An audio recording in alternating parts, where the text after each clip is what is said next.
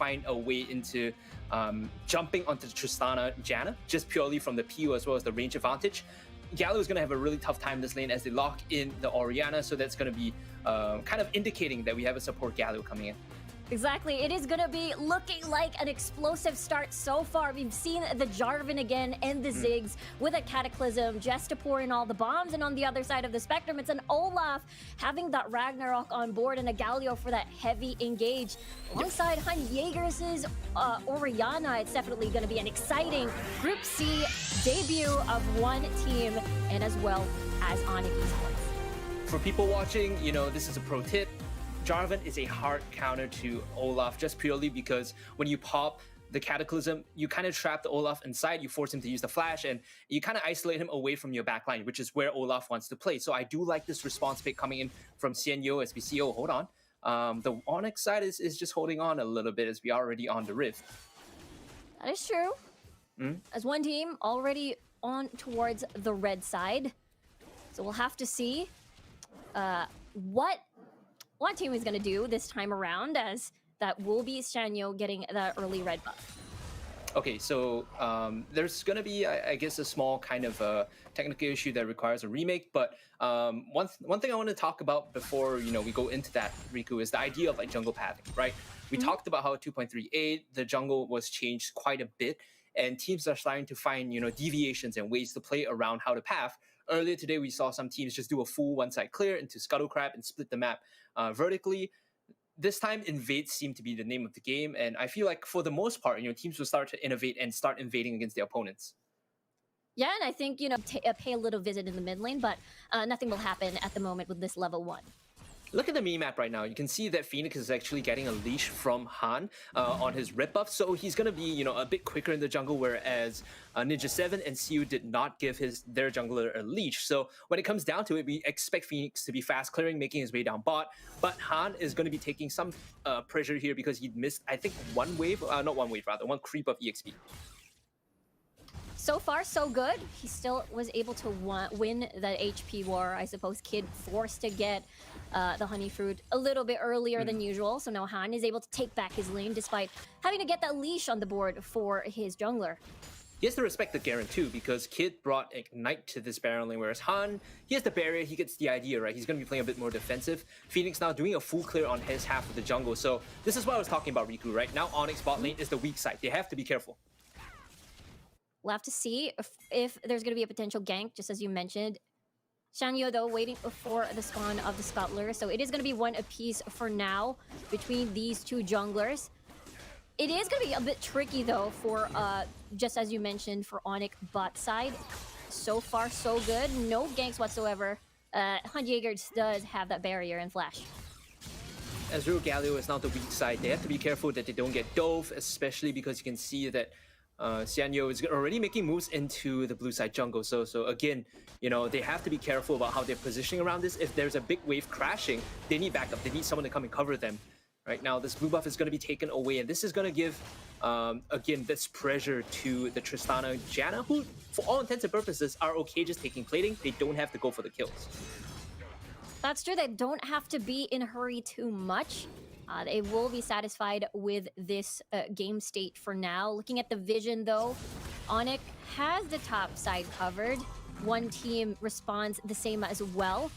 So at the moment, I think level 5 is something to look into. Maybe the 4-minute mark when, the usual where they want to fight these dragons. What happened here in the mid lane is both mid laners didn't recall at all. They just set and ate all the EXP, got level 5, and now they will be looking for a base coming back in. So around 2 minutes, 2.5 is usually when you get level 5. That's when, these solo laners tend to try and activate something. Look at the bottom of your screen. Kind of iffy itemization. Again, looks like double Black Cleaver. And we were talking about this in the previous game from Geek Fam. The passive does not stack. So there is no efficiency on buying double Black Cleaver. We'll have to see, though, as that is the go-to. We've seen that twice already, though. Okay, there is the taunt and another gank. Ninja 7, though, uses a flash, and he's still fine. But Siu doesn't have any mana, though. Now they have the base, and there's going to be a lot of chip damage on that Dragon Lane Tier 1. Seems like just a visit from Phoenix. After he did his clear, he came back down. He swapped over, knowing that I have to give some attention to this Ezreal Galio lane, otherwise they're going to be punished. And with that, they're actually holding on very well. ONIC Esports, their Dragon lane is actually a hit and goal for the Ezreal Galio. Yeah, despite, one team did get priority over the lane. Shanyo was over there at the bottom portion of the map. Still able to take things back for themselves. And we talked about, the 4-minute mark, rather. That's so far into the future. Yes. 10 seconds for the dragon to spawn. And looks like, I believe it was ONIC who did get that scuttler for themselves for now. This dragon actually belongs to one team just because of how the map was split, right? Olaf did his red buff clear into enemy blue buff, so technically his strong half of the map is the top side. For him to journey down, he doesn't know if there's any vision here, he doesn't know if the enemy has set up anything, so it's kind of greedy for them to actually try and contest this Mountain Dragon. And again, Mountain Dragon isn't exactly the best buff you can take. It gives you a shield based on, your max percentage HP, but I prefer the combat stats a lot more from the Inferno. Definitely. That's more likely the reason why, ONIC wanting to sort of guard that area away from one. You mentioned that, they do have that upper hand so far. Lanes from mid in bot do have priority. We'll have to see if Phoenix is lingering around here, so that means ONIC may try something over here. One team already starting the Dragon. There's the Cataclysm trapping Phoenix. The flash being used for now. Susagaja really does have a great position as Siu. Very low. Truja Barrage and the Locket activated. And now that's a reset on the Dragon. Here comes the hero's entrance and the Demacian Justice onto Hani. Super low, and the focus target is on him. Now he's going to be suffering first blood for now. Taunt will activate. That's going to be an exchange kill. Ninja 7 is gone. There's not going to be any 80 carry anymore. And it's 1-for-1 apiece. That could have gone a lot better for one team, and I'm not sure why Ninja 7 felt as though he had to jump in. It's one of those moments where you have greed in your eyes and you decide to commit into the cleanup as Tristana, right? Get the reset, clean another kill up. For the most part though, it goes exactly like we predict. One team Esports, because bot side is strong for them, they get control of it, they get the kills, they started off, but they end it rather poorly. They still managed to pick up mid-tier 1, which is the big win. Now they open up the enemy jungler, now they get access to red buff, raptors, blue buff, and wolves.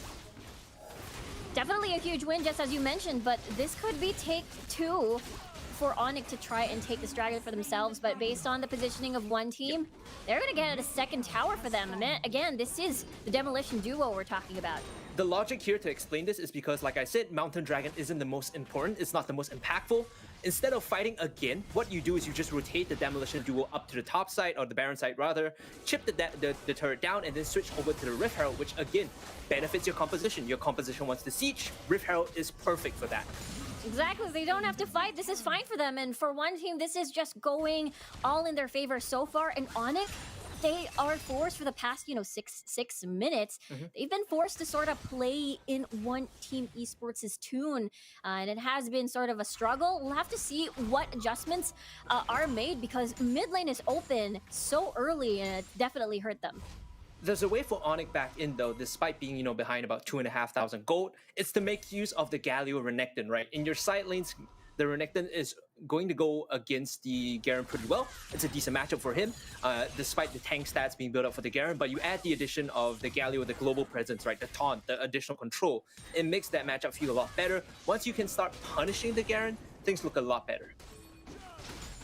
Yeah, definitely, because, Kid has been sort of safe in the entirety of this match so far, and Han isn't able to sort of what we saw in Carl earlier in the Mihan match. Yeah. We didn't get to see Han take off just yet. So too now soon, Riku.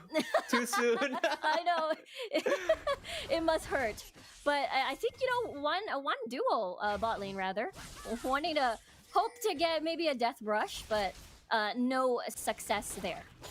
If one team commits to these fights, right, say it's Jarvan jumping in first, they're going to get punished because the Galio re-engage is infinitely stronger. It has to be ONIC that pulls the trigger first in order for one team to punish them. So I think ONIC actually playing the right game here. They don't have to pull, they don't have to force these fights. Just use the Galio Orianna as a response to the global plays. That's the reason why, one team a little bit hesitant on over their engages, despite having, again, Shanyo over here on this Jarvan with a very strong Cataclysm. But then again, yeah, you're right. It is their aim is definitely on over towards these, but a dive may actually be set over here on the bottom side of the map. No one is near there, as now Gob activating the knockup in the flash coming in. Monsoon activated as well, but it's just too much damage. That's a support gone already for one team. Don't think they needed the hero's entrance there. It just looked cool, right? There's no real impact on that, but with that kill, they will be able to pick up the Dragon Tier 1. It's a trade of turrets though, because you can see here Kid and Xianyo on the Baron Tier 1 as well. So it's a bonus kill. Yes, ONIC picks it up. So in the grand scheme of things, it's slightly better for ONIC. Definitely, they're able to equalize the map a little bit more. Especially now they're one tower behind, I suppose, on tower kills.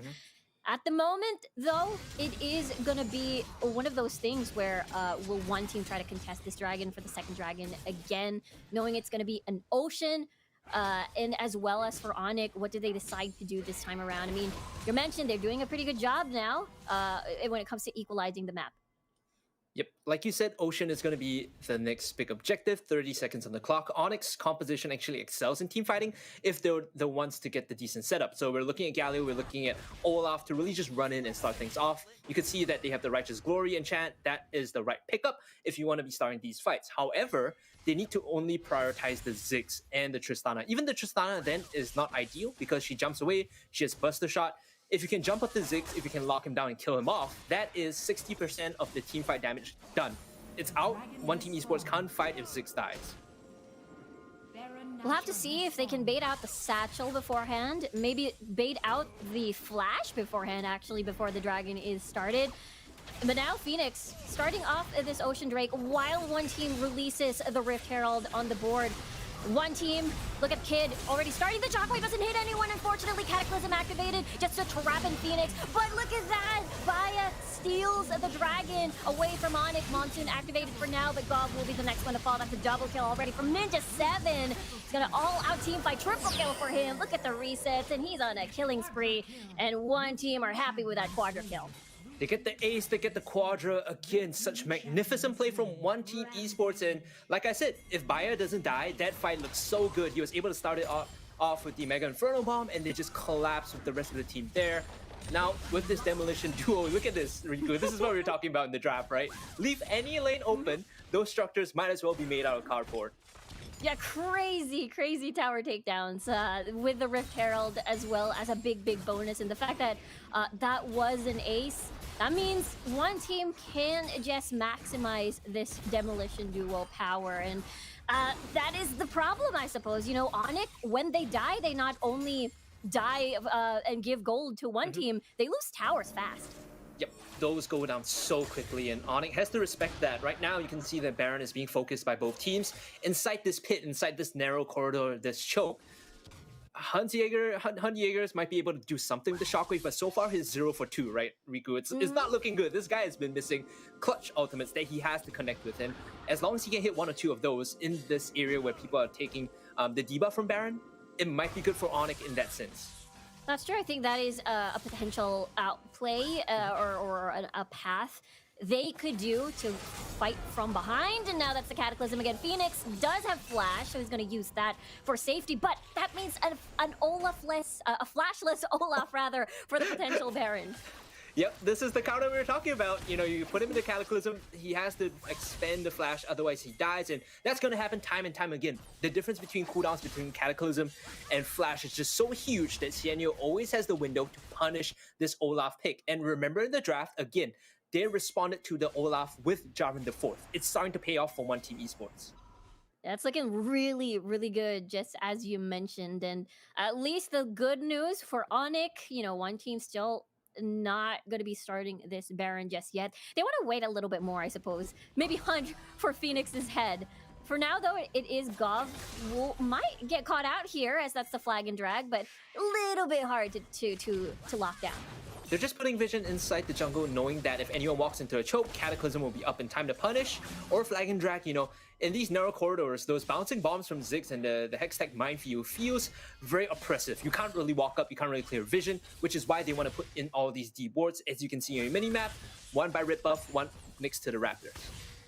That's definitely a lot of control now for one team, definitely they can use that to sort of hunt for Phoenix's head once more, potentially opening up a Baron if they are successful in getting a pick for themselves. His flash is still not going to be up for any time soon, so this could be a potential window as Cataclysm is already up and running.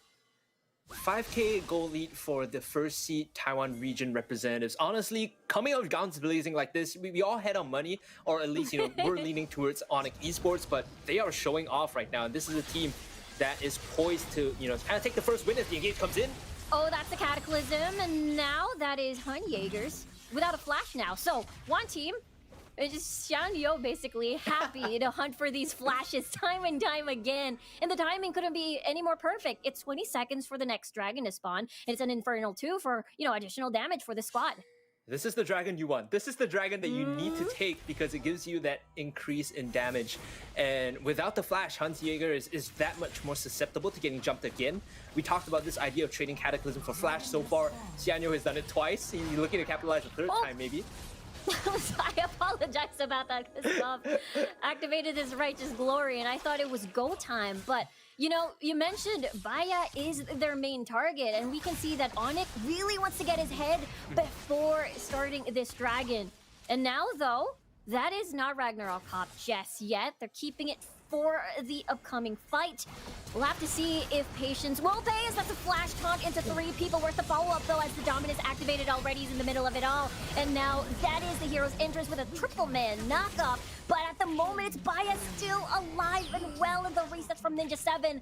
That's going to be a double kill for Kid, and that's an ace for One Team Esports. The Oppo team ace, the second one this game, coming in for One Team Esports. And again, like we said, Riku, Baya is the primary target. He needs to die, otherwise he's just going to be throwing out these bombs in fights. And with the Zhonya's enchant as well, it makes it so difficult to come off. One Team Esports looking for their first win for today. Demolition Duo just running straight to the Nexus. Just as you mentioned, the first win of the day for One Team. They're feeling really good about that one.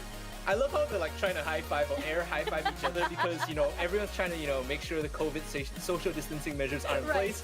So, full credit to these guys.